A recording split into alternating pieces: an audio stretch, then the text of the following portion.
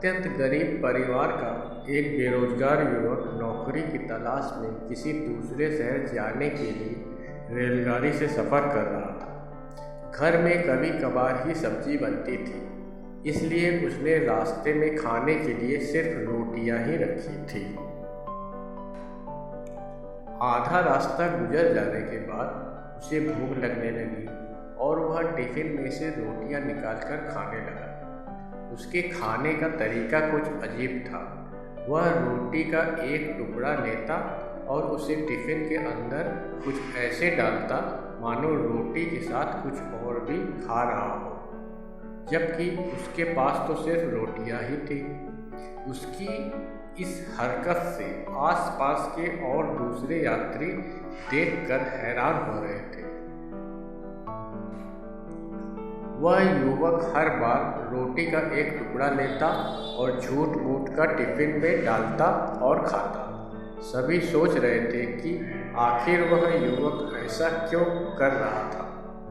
आखिरकार एक व्यक्ति से रहा नहीं गया और उसने उससे पूछ ही लिया कि भैया तुम ऐसा क्यों कर रहे हो? तुम्हारे पास सब्जी तो है ही नहीं, फिर रोटी के टुकड़े को हर बार खाली टिफ़िन में डालकर ऐसे खा रहे हो जैसे मानो उसमें सब्जी हो। तब उस युवक ने जवाब दिया, भैया इस खाली ढक्कन में सब्जी नहीं है, लेकिन मैं अपने मन में यह सोच कर खा रहा हूँ कि उसमें बहुत सारा अचार है।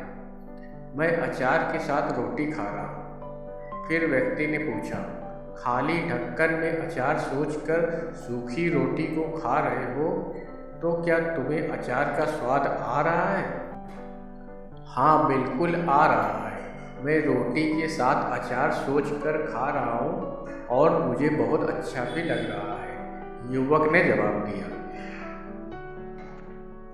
उसके इस बात को आसपास के यात्रियों ने भी सुना और उन्हीं में से एक व्यक्ति बोला, जब सोचना ही था तो तुम अचार की जगह पर मटर पनीर सोचते, शाही गोभी सोचते, तुम्हें उनका भी स्वाद मिल जाता। तुम्हारे कहने के मुताबिक तुमने अचार सोचा तो अचार का स्वाद आया, तो और स्वादिष्ट चीज़ों के बारे में सोचते तो उनका स्वाद आता। सोचना ही था तो भला छोटा क्यों सोचे, तुम्हें तो बड़ा सोचना चाहिए था। मित्रों, इस कहानी से हमें यह शिक्षा मिलती है कि जैसे सोचोगे वैसा ही पाओगे।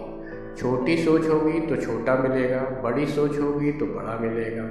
इसलिए जीवन में हमेशा बड़ा सोचो, बड़े सपने देखो तो हमें हमेशा बड़ा ही पाओगे।